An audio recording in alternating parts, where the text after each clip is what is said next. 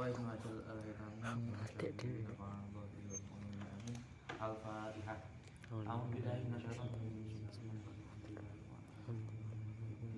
Iya kan ambil iya kan. Ndak lo cedek iki suarane ben betul anu. Nah kok. Duh, mati mana.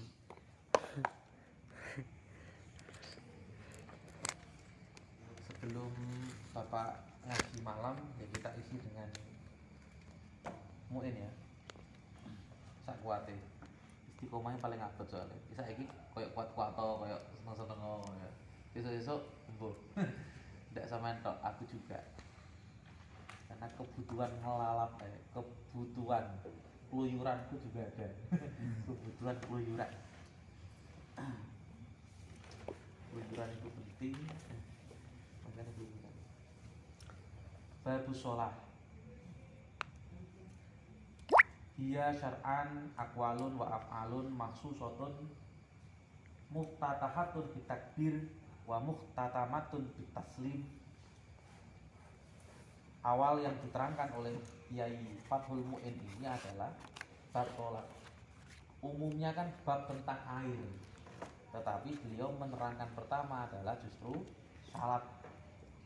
Mungkin alasannya ya karena kewajiban paling inti yang paling mendekati kepada Allah adalah kewajiban salat. Secara definisi syar'i, salat itu adalah aqwalun wa af'alun, perkataan dan perbuatan yang khusus diawali dengan takbir dan diakhiri dengan salam. Wasumiyat bidzalika, disebutlah dengan istilah salat li istimaliha ala sholati lughatan, karena sholat ritual itu termuat istilah salat secara lughawi, yaitu doa. Di dalam sholat itu penuh dengan doa, mulai iftitah, mulai Fatihah, surat, kemudian tasbih, semuanya itu adalah ada muatan-muatan doa. Yang paling penting adalah doa manusia agar lebih dekat dengan Allah. Ya Allah, muga-muga kula cedhek karo jenengan. Itu sudah mengcover banyak doa. Mulai cedhek terus nyapa? Yo nika lho Gusti, jenengan kabulke. Sing ndi? Sing kae dan seterusnya. Karena doa itu pakai strategi menarik ya, dengan cara dipuji, kemudian minta ampun, istighfar. Itu adalah strategi agar doa kita dikabulkan. Maka ini namanya sholat ritual. Ritual itu menjadi ritus, menjadi sesuatu yang ada bentuknya, ada susunannya. Wal mafrudatu al ainiyah khamsun. Sholat wajib itu 5, fi kulli yaumin wa lailatin, sehari semalam. Lek Imam Hambali sholat itu ping 6. Sholatnya tidak 5, 6. Apa yang ke-6? Sholat witir. Jadi malam itu punya kewajiban setelah isya wajib witir. Nah kita kalangan Syafi'iyah wajibnya hanya 5, yang lain sunnah, kecuali yang dia wajibkan sendiri. Yang diwajibkan syar'i 5. Kalau dia mewajibkan sendiri, aku nazar arep sholat, nah itu kan mewajibkan diri sendiri. Maklumatun minad din biddarurah. Darurat itu apa sih? Darurat itu tidak ada pilihan. Wong ki lek wis emergency, enggak ada pilihan. Yang maklumah bidin, sapa wonge sing ngerti Islam kudu ngerti lek salat ki wajib. Wah, lagi roh aku. Ternyata salat itu wajib toh. Lagi sadar. Enggak boleh. Karena pengetahuan atas wajibnya sholat ini adalah maklumah minadin biddarurah. Tidak mungkin orang tidak tahu. Itu namanya maklumah ad-darurah bidin. Bahasa sederhananya, tidak mungkin orang Islam tidak tahu hukum sholat itu wajib. Fayakfuru jahiduha, kafir bagi orang yang meremehkan Jahid itu artinya mengingkari. Bahasa Jawanya angas. Pak Sulam Taufik itu ada istilah angas itu aneh. Angas itu sesuatu yang sifatnya meremehkan, bahkan lebih kepada mendustakan. Parah atau mendustakan? Yo mendustakan. Sholat 5 itu sebenarnya adalah, ini istilahnya wacana. Sholat 5 ini sebenarnya adalah sholat yang merupakan kompromis dan sifatnya adalah akumulasi. Diundangkan, bahasa diundangkan. Karena setiap aturan koyo ning DPR ngono kae. Sampeyan tahu bedanya legislatif karo eksekutif. Salat ini diundangkan secara wajib saat kapan? Lailatul Isra. Di malam Kanjeng Nabi tahun lebih 3 bulan baru ada wajib salat. Biyen saat ning Gua Hira salat urung wajib. Wis enek purung? Saya nggak tahu. Mestinya kok belum ya. Pas Kanjeng Nabi sudah berumur 40 tahun, 45 tahun, 50 tahun tidak ada sholat. Baru ada saat Nabi umur 10 tahun. Umur ditambah 10, 40 tambah 10 berapa? 50. Lagi Kanjeng Nabi yuswa 50 tahun lagi wajib sholat. Ya bulan Rajab. Walam tajib subhu yaumitil kalailah li adami ilmi bikaifiyatiha. Tidak wajib Kanjeng Nabi Muhammad sholat subuh pada malam itu karena Nabi tidak tahu bagaimana kaifiyatuha. Mestine kalau sholat itu wajib pada malam Isra, berarti subuhnya wajib. Subuh wis teko Mekah bro, kira-kira. Pun ya. Bengi ngisak awalnya Kanjeng Nabi tidur di rumah siapa itu atau di serambi masjid, malaikat rawuh, kemudian dikapain? Dioperasi. Setelah dioperasi, dijak munggah buruk menuju ke Palestina. Setelah Palestina itu baru naik ke Sidratil Muntaha. Balik neng Mekah urung sampai subuh. Makanya di dalam surat kaitannya dengan khairil lailin itu syahrul layalin min alfi syahr tanazzalul malaikatu wa ruhu fiha bi rabbihim min kulli amr salamun hiya hatta matla'il fajar. Sebelum fajar Nabi sudah pulang. Berarti sudah wajib subuh apa belum? Subuh saat itu wajib apa enggak? Wajib. Subuh saat itu seharusnya wajib. Menjadi tidak, kenapa? Karena tidak tahu caranya. Aku dikon sholat tapi piye carane? Nah, dijawab begini. Lam tajib. Tidak wajib subuh pada malam itu, pada paginya, li adami ilmi bikaifiyatiha. Kenapa? Kewajiban itu harus sepaket dengan prosedurnya. SK-ne mudun, prosedurnya enak, tidak cair. Di proposal itu menjadi cair ketika dituturkan bagaimana prosedur SOP-nya. Innama tajibu al-maktubatu ay sholawatul khamsu ala kulli genre selain itu. Genre selain itu apa ada? Kan enggak ada ya? Ada loh. Zakarin nisfu unsa. Unsa nisfu zakarin. Tapi di sini kalimatannya adalah zakarin au ghairihi. Nah, mukallaf itu siapa? Mukallaf adalah orang secara definitif yang memiliki taklif. Taklif itu apa? Yang memiliki beban, tanggung jawab. La yukallifullah, tidak dibebani. Nah, itu. Terus fala tajibu, kalau diungkap satu persatu, balik itu orang yang sampai kepada usia dewasa. Akil artinya apa? Dia bisa menjalankan kesadarannya. Lek berakal susah sebenarnya kalau berakal itu.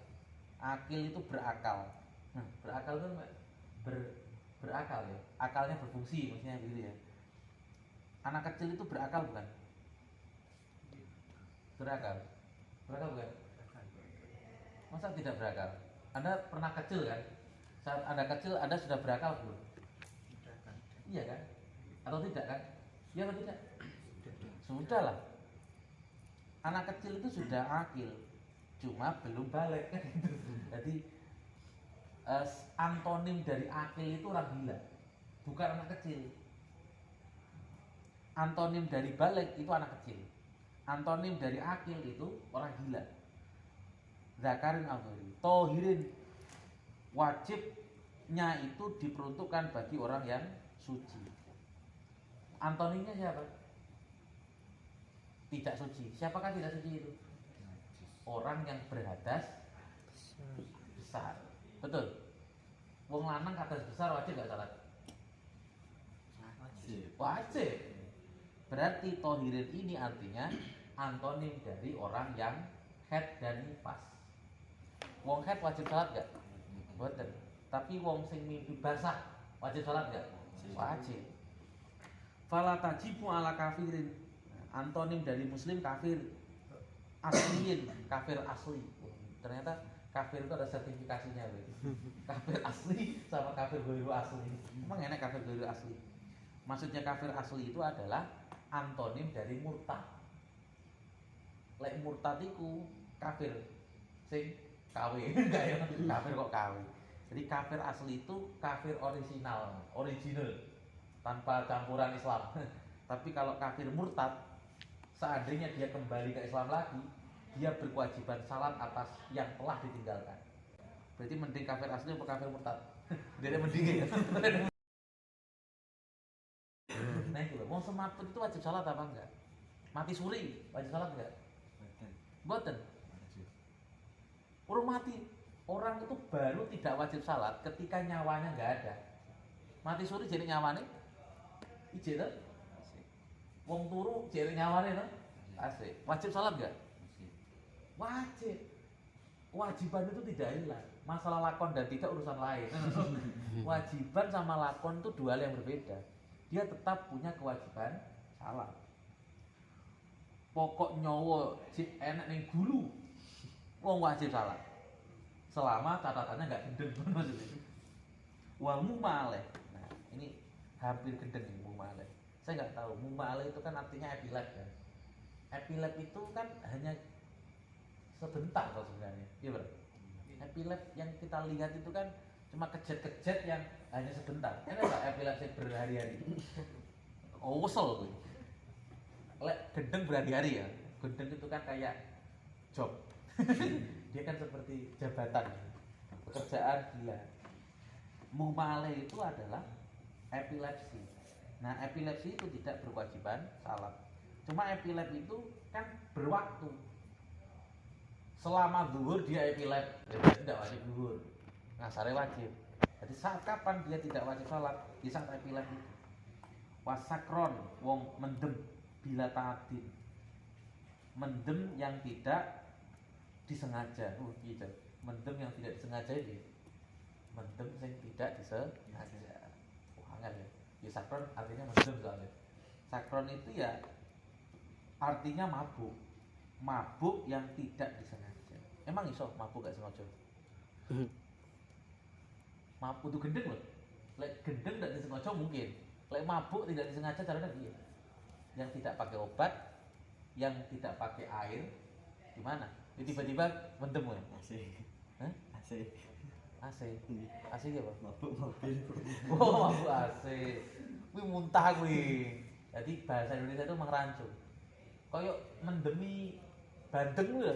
Kuwi apa sakron kuwi jenenge? Sakron itu kaitannya dengan pikiran yang hilang. Lek bandeng itu kan keracunan toh. Cuma wong Jawa, keracunan itu bahasa lainnya mendem. Padahal itu makna keracunan. Jadi mendem maknanya dua. Mendem artinya hilangnya akal dan mendem artinya keracunan. Gitu, mendem bandeng tuh. Mendem keong dan seterusnya.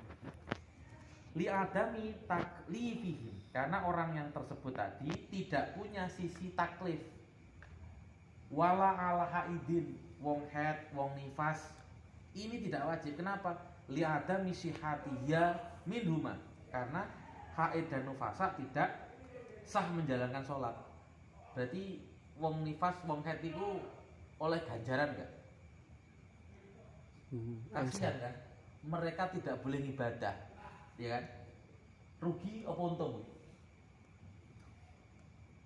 Kita baru disebut beruntung ketika ada potensi ibadah, yaitu munculnya sebab ibadah, akhirnya kita ibadah. Wes subuh akhirnya subuhan. Itu namanya ada sebab sholat, akhirnya kita sholat. Pertanyaannya, wong haid karo wong nifas, dia, saya mendengar orang haid itu alur kehidupannya itu mudah sekali kayaknya. Turu sampai jam itu, bayangin. Diskon sampean kabeh ya berarti. Sampean lek bangkong berarti kodho wong haid.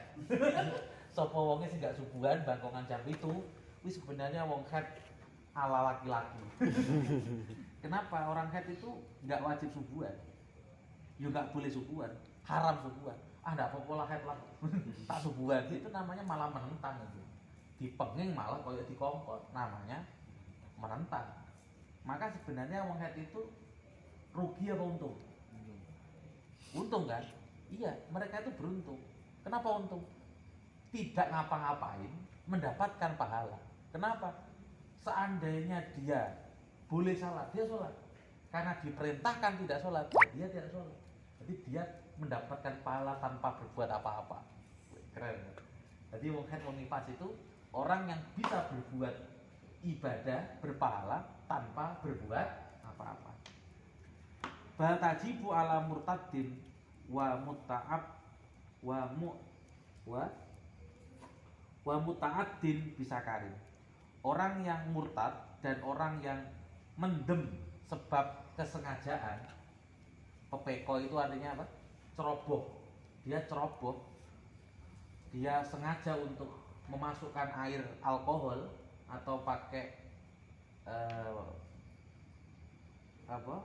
sabu dan lain sebagainya, maka dia wajib untuk menjalankan sholat.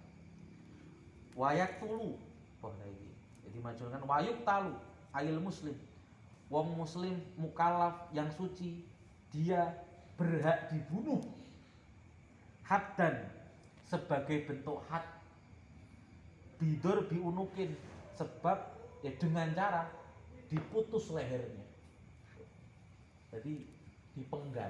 Jadi cara menghad orang yang tidak salat adalah dengan cara dipenggal. Ojo ditembak, ojo disetup.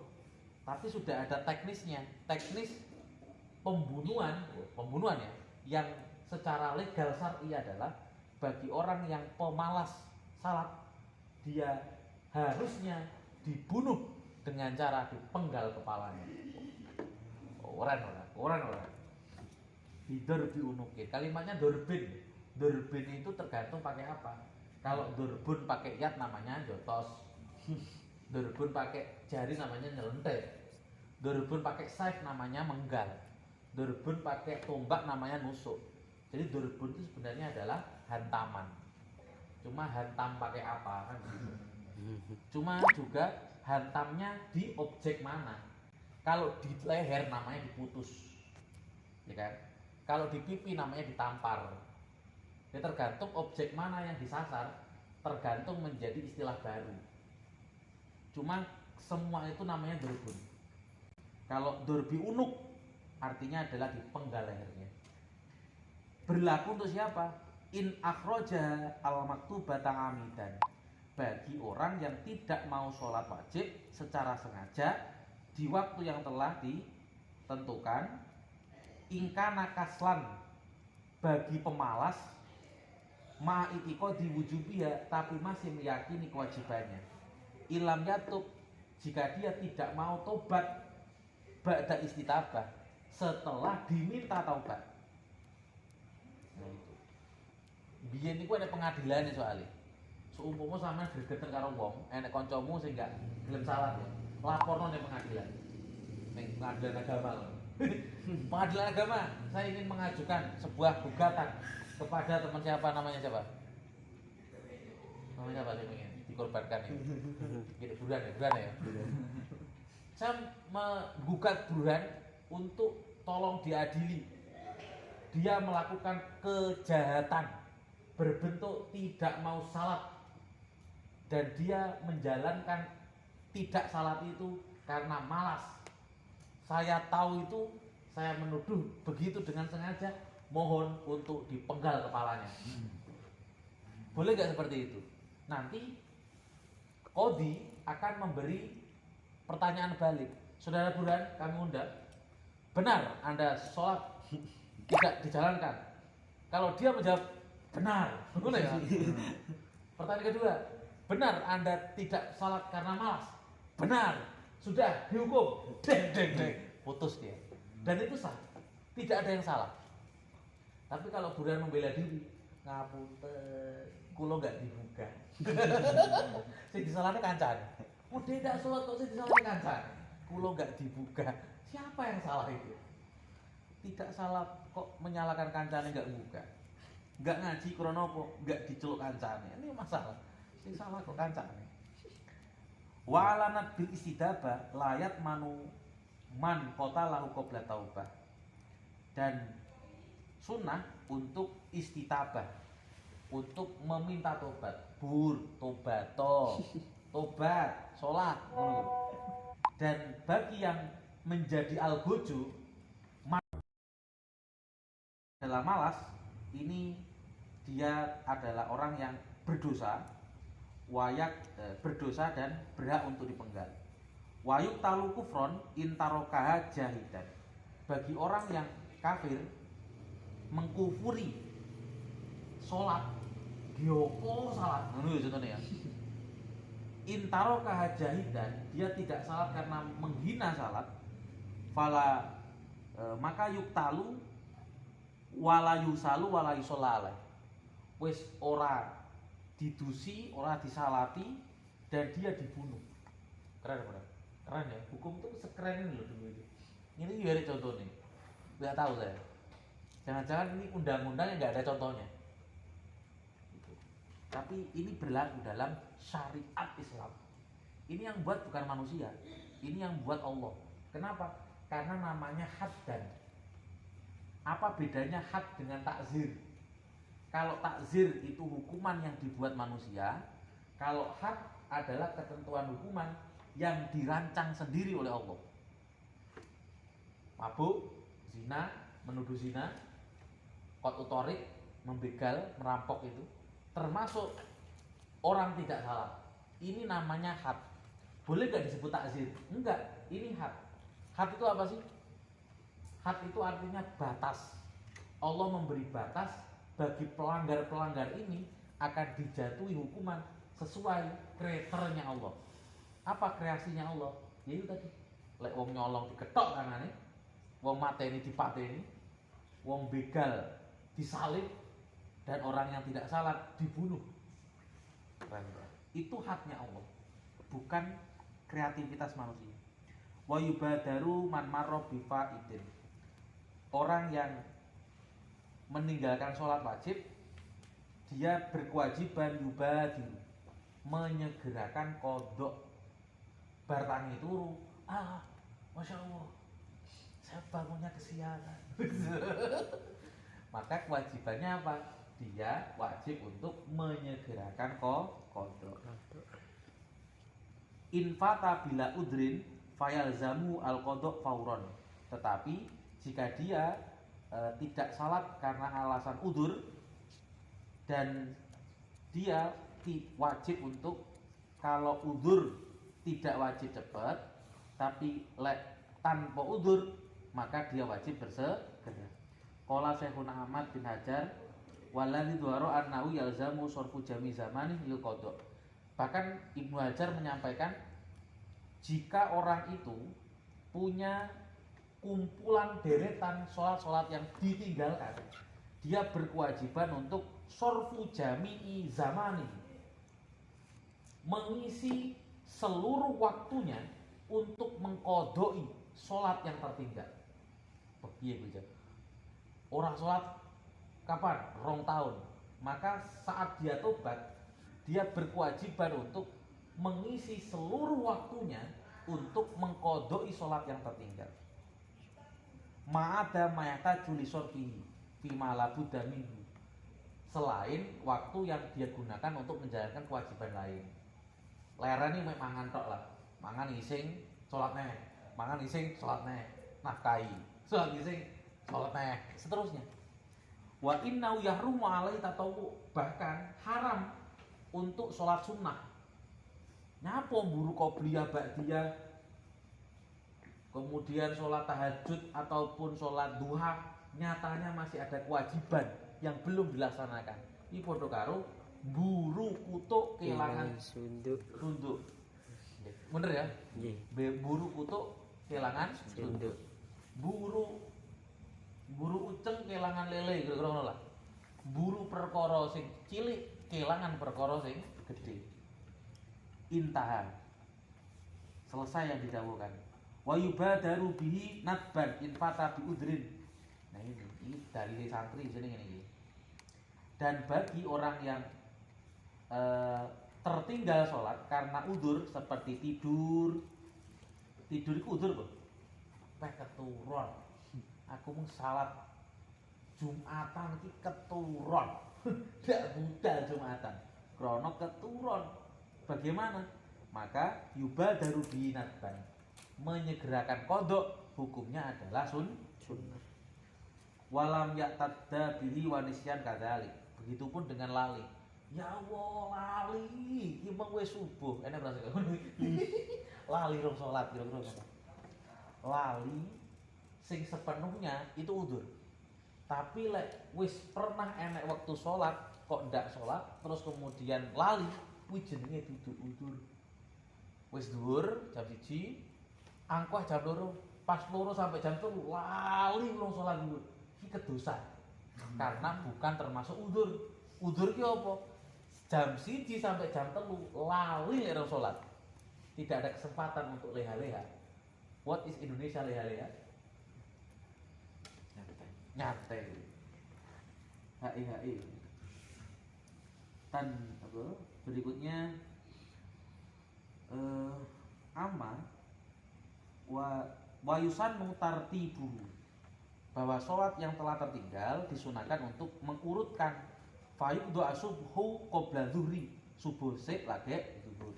Begitupun seterusnya. Mendahulukan sholat hadirah, takdimu alal hadirah. Lek hadirah itu sholat ada. Hadirah itu sholat bukan ya. Hadirah itu sholat yang dilakukan pada waktu hadir. Kebalikan hadir itu apa? Sholat dalam keadaan bepergian. Hadirah itu artinya mukim, sedangkan sebaliknya namanya musafir. La yakhafu fautaha in fata bi udrin wa in khasyiya fauta jama'atiha ala mutamad.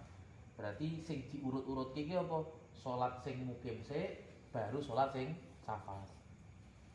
Wa in fata bila udrin. Berikutnya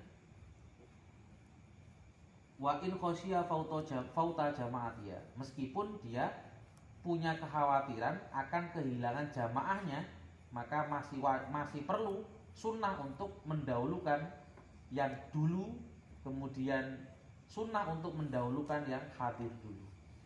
Wa idza fata bila udrin fayajibu taqdimu alaiha. Amma idza qafa fautal hadira bi ayaqa ba'duha wa in qala kharijal waqti fayazamu al bad'u biha. Pada praktek sesungguhnya harus didahulukan yang waktu hadiroh, pada waktu tertentu. Hadiroh itu malah justru kehilangan. Ini persoalan ngondo iki pas mepet waktu entek apa pas waktu senggang. Percepat aja ya. Tanbihun man mata wa alaihi sholatu fardhin. Iki dalil yang digunakan oleh ulama Syafi'iyah terkait wong ki lek mati kira-kira wis terputus amale urung. Jawab. Wong lek wis mati wis terputus amale urung. Kan mek telu kan kecuali. Yang pertama apa? Ilmu yang bermanfaat. Ilmu yang bermanfaat. Kuwi nomor loro, Tip. Nomor 1 amal jariyah, sedekah. Nomor 3 jenenge ilmu yang bermanfaat. Nomor 3 dungane wong anak soleh. Sing pertama sedekah. Kita punya sedekah benda. Benda itu masih bermanfaat meskipun si sedekah wis mati. Ini berarti selama sedekah itu aktif, maka yang mati masih punya aliran ganjaran. Ilmu sama ngajari konco, ngajari anak, ngajari siapapun, selama yang kita ajarkan aktif menjalankannya, sing mati tetap punya aliran ganjaran. Yang ketiga, dungone anak soleh.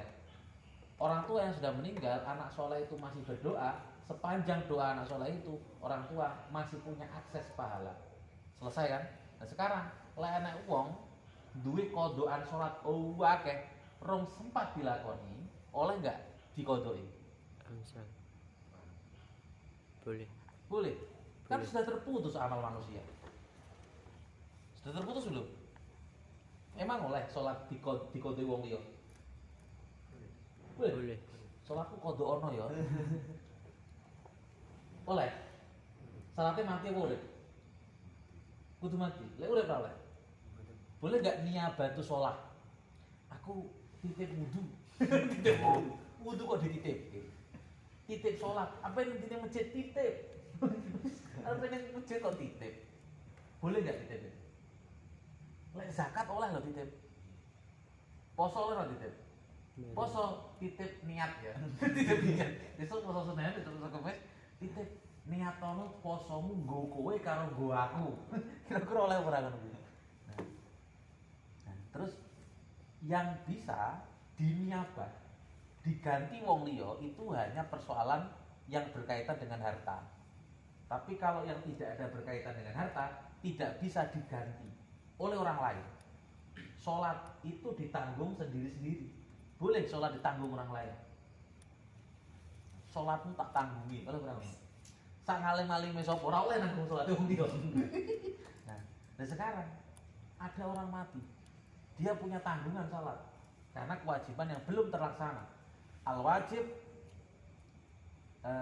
hilang kewajibannya dengan cara dilaksanakan. Kalau belum dilaksanakan, berarti kewajiban belum tercabut. Lek enek wong mati, punya tanggungan sholat yang banyak, boleh nggak orang lain kodok? Sepertinya boleh. Kenapa? Ya saya melihat banyak orang melakukannya. Kan begitu kan jawaban kita. Kita membenarkan karena orang lain melakukan, bukan karena tahu apa maksudnya. Kan begitu jawabannya. Jujur ya, kan gitu ya. Nah, ini adalah dalil. Kalau Anda ditanya, dalile wong sholat nyolati wong mati, itu sholat gaib ya. Nyolati tanggungane sholate wong mati, dalile ndi? Dalile ning Fathul Mu'in. Fathul Mu'in ini kitab opo kuwi? Wah ngaji yo sing suwi. Fathul Mu'in diterangkan man mata wa alaihi sholatu fardin lam tubdo wa lam tufda anhu wa fi qaulin anatub alu anhu. Orang yang mati punya tanggungan sholat fardu tidak boleh dikodoi dan tidak boleh dibayar fidyah. Kok penak men ditebus. Tapi wa fi qaulin, tapi jere ulama liya wa fi qaulin, tapi menurut qaul yang lain annahatub alu anhu boleh dilakukan ausobiha amla, baik diwasiatkan apa tidak. Hakau Ubadi an Syafi'i. Ini adalah pendapat yang diceritakan oleh Imam Ubadi dari keterangan Imam Syafi'i li khobarin fihi. Karena Imam Syafi'i mendapatkan informasi bahwa hal itu boleh. Wa fa'ala bi asubki, dan Imam Subki pun melakukan itu anba di akorib, dari kerabat-kerabatnya yang punya tanggungan sholat yang belum sempat dilaksanakan. Iki dalile wong duwe kodokan sholat tapi wis mati, akhirnya ahli waris biasanya ngundang konco-konco nyuwun tulung sholate wong iki dikodoi. Ngono biasanya. Lek Lirboyo itu selalu ada itu permintaan itu. Mayit punya kodokan sholat sak wulan kira-kira ngono. 2 bulan atau 3 bulan.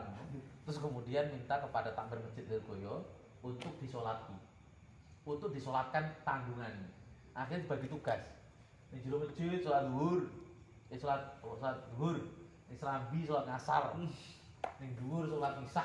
sing salat pinggir ngono dhuwur lan asar. Yo nek jamae imam salat sitok ono. Iki ngodoi salate wong mati sing duwe tanggungan. Yo bagi ahli waris bayangke. Apa yang bisa dilakukan ahli waris karena sayangnya kepada orang tua, karena sayangnya kepada orang yang telah ditinggal di saat dia punya beban, apa yang bisa kita lakukan? Yo mung iso ndonga to. Mung iso ndonga. Dulu saya pernah, guru saya itu bilang, jangan sampai menertawakan orang yang berdoa, minta doa orang lain. Kenapa? Dia tidak punya usaha apapun kecuali minta doa. Lalu semua mati arep nyapa? Arep usahanya apa? Kan dia hanya bisa meminta permohonan doa orang lain. Jangan menertawakan orang yang sedang meminta doa untuk orang yang sudah meninggal. Itu dalilnya. Wayuk maru du sobian dakarna unsa. Alhamdulillah.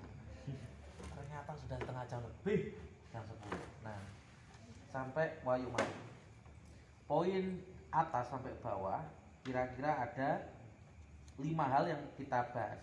Bahas 5 ya perlu diisi, 5 tok pokoknya.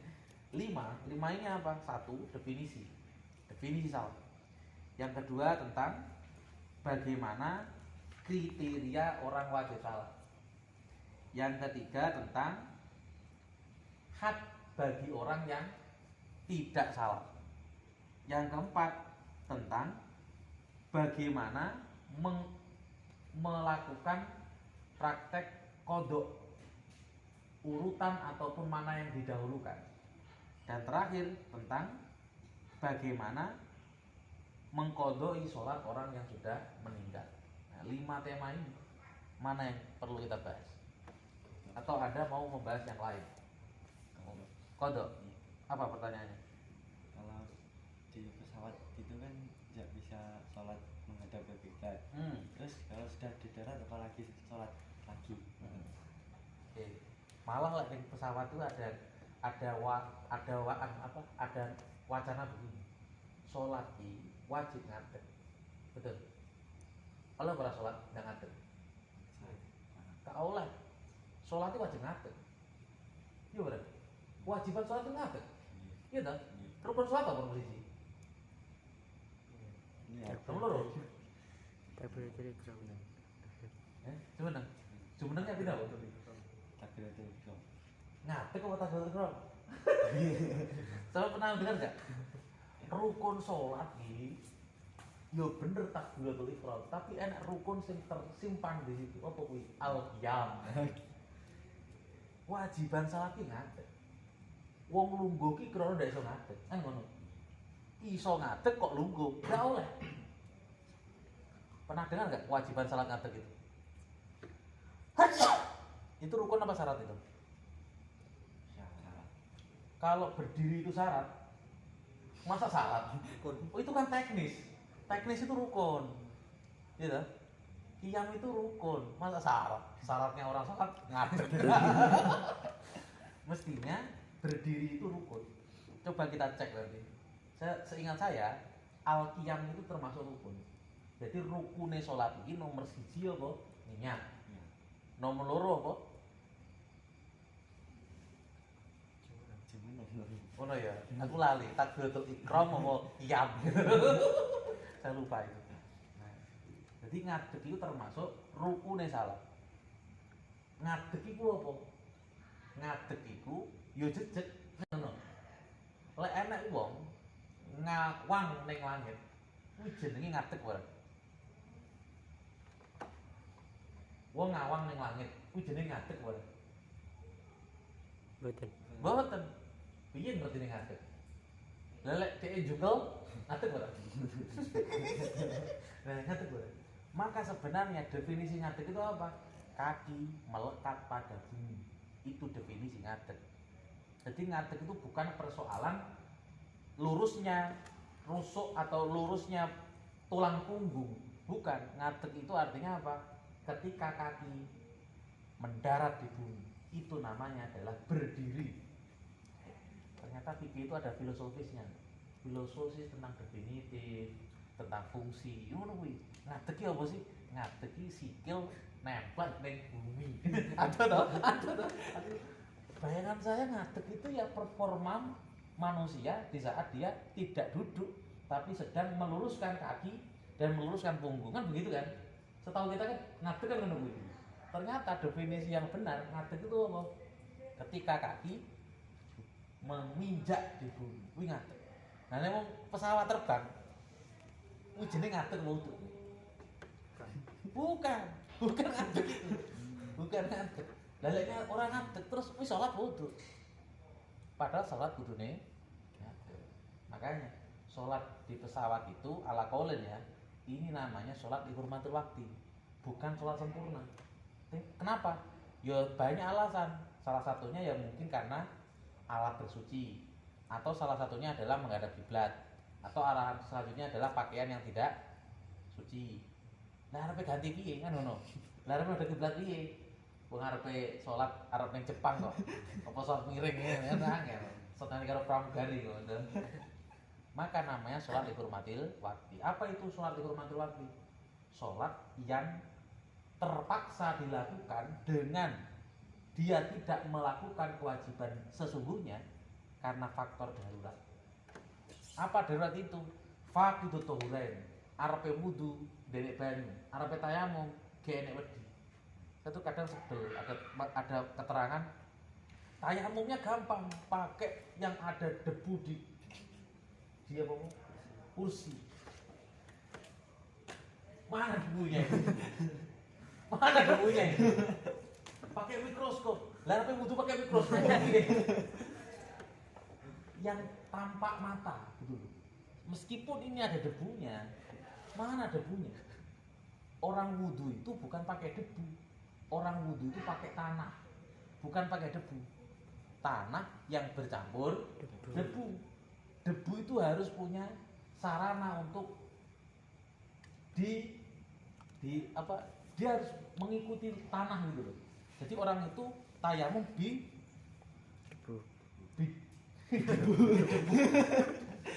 biturab lahu hubar. Ngono maksudnya. Biturabin lahu hubar. Turab itu artinya apa? Bukan, turab itu tanah.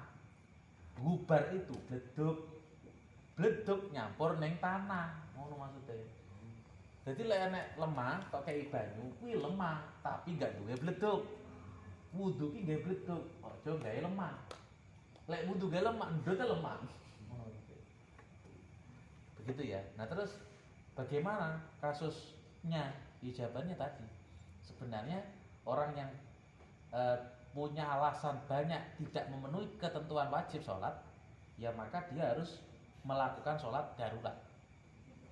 Sholat darurat itu apa? Ya sholat menunggu hampir akhir, kemudian dia sholat semampunya dengan isyarat yang dia mampu. Saya tuh teringat, yuk terbuka banget aku. Maksudnya biasanya wong elek, biasanya pikiran tuh ngono. Mau suudon kan ngono kuwi. Biasanya wong elek. Tapi suatu saat aku di perjalanan dari Kediri Nganjuk ke Jogja, saya melihat ada orang yang terang-terangan sholat ning dhuwur kursi. Ndak kabeh wong gelem sholat. Sholat ning masjid dalam keadaan normal akeh tunggal. Sholat ning kursi enggak kabeh wong gelem. Sak ngalim-alime wis. Dia kemudian duduk, kemudian Allahu Akbar. Yo madhep ngetan sih. Tapi tetap jalan. Wah, ini menjalankan syariat. Maka berkewajiban bagi sekelilingnya memahami itu. Oh, dia yang sholat. Ojo mati gosok. Ye, salah. Salah. Boleh ditakoi. Bismillahirrahmanirrahim. Mana ya tentang tidak bisa memenuhi kewajiban ini? Ada pertanyaan? Apakah hukum had niku tidak ada rukunnya? Kalau tidak ada, nasib para mu'alif, para orang yang baru masuk Islam malah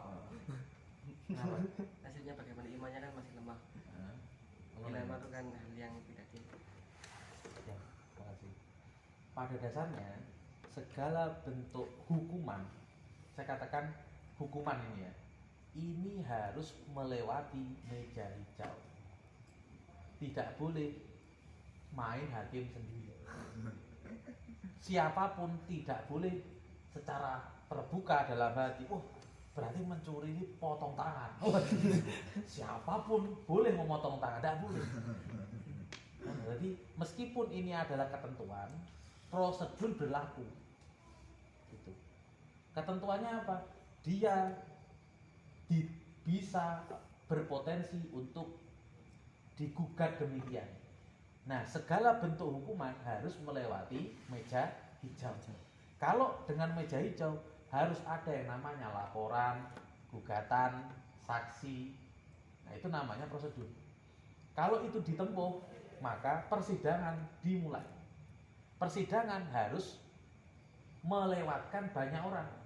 Siapa yang digugat sebagai tersangka, siapa yang kemudian penuntut umum.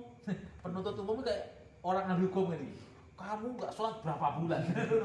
Diinterogasi atau dipepet sedemikian rupa, itu jaksa penuntut umum itu. Nanti ada lawyernya ya. Mohon maaf Bu ya, jangan berat-berat.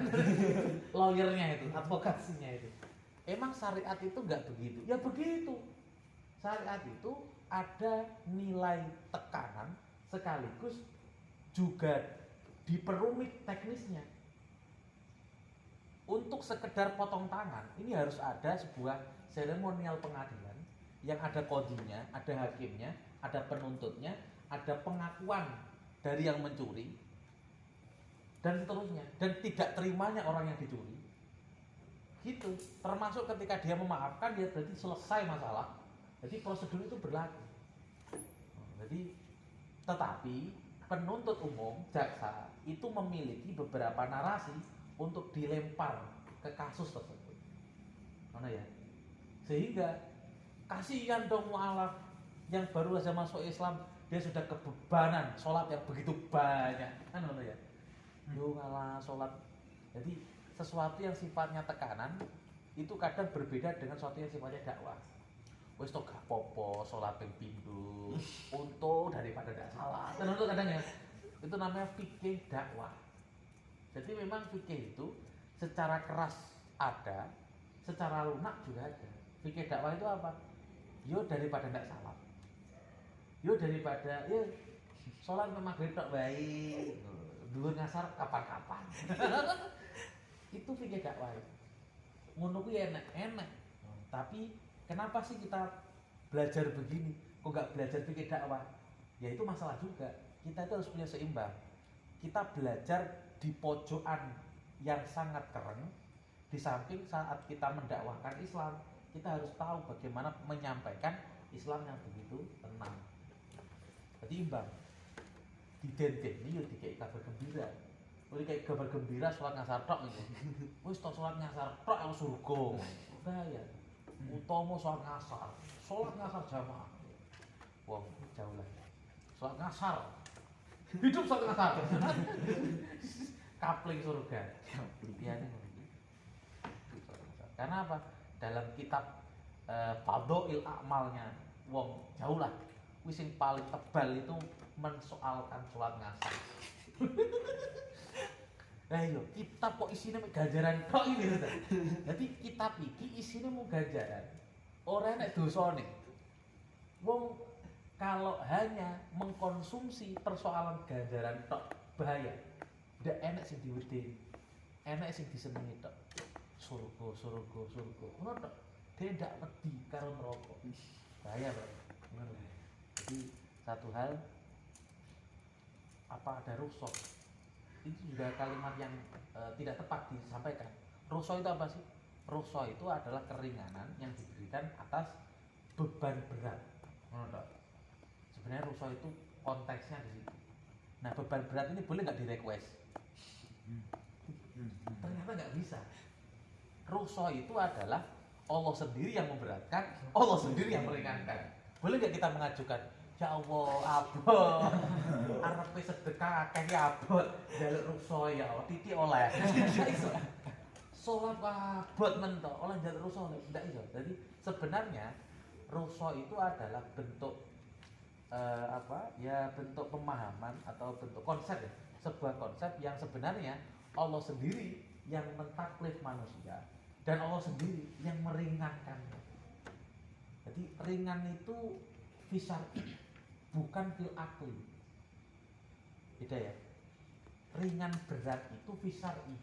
Syariatlah yang mengukur berat dan ringan, bukan fil akli, bukan rasional manusia. Ini kalau dipahami secara usul fikih, al khairu wa syarru fi syar'i la fil akli. Api elek iki ukurane syariat. Ojo sampai api elek ukurane akal menungso. Lek api elek ukurane menungso, meskipun akal mampu menilai baik buruk, orang akan mudah meremehkan agama dan akan mudah untuk memberatkan agama dengan semudah-mudahnya. Sesulit-sulitnya juga. Tapi kalau fisar'i, yo opo jare syariat. Inilah yang membedakan antara wong Wahabi karo wong Ahlussunnah. Bukan Wahabi ya. Dulu namanya wong Mu'tazili.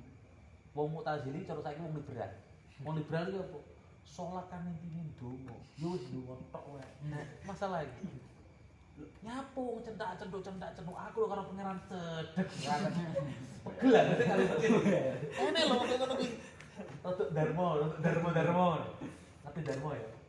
Wong Darmo itu akidahnya. Nyapu lho.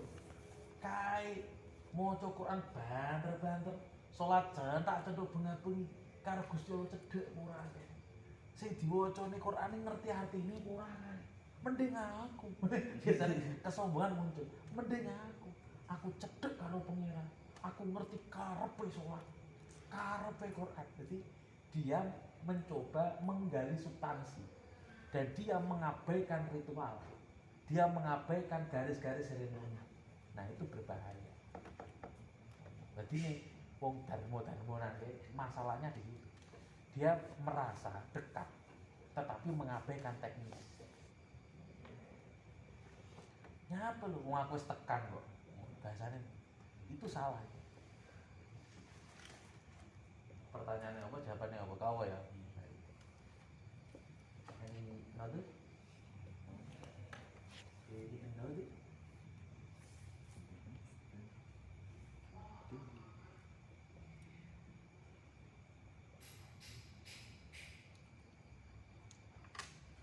Monggo.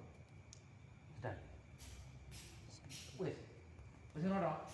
Dia ngomong nih. Sekarang tak suwi api enggak pertanyaan dulu. Pun ya. Sangat wah keluyuran. Alhamdulillah kita sudah melakukan agenda ngaji Fathul Mu'in. Moga-moga yang kita lakukan ini, ngaji kita ini mendapat barokah dari Allah Subhanahu wa taala. Kita dibukakan pintu futuh, dibukakan sehingga ketika terbuka apapun bisa masuk, pengetahuan masuk, keberkahan masuk, penasaran masuk, dan bahkan yang tidak diharapkan pun Allah sudah merencanakan yang melebihi yang kita bayangkan. Semoga kita bisa bermanfaat untuk diri kita, untuk keluarga, untuk masyarakat. Syai'unillah al-Fatihah. Ya,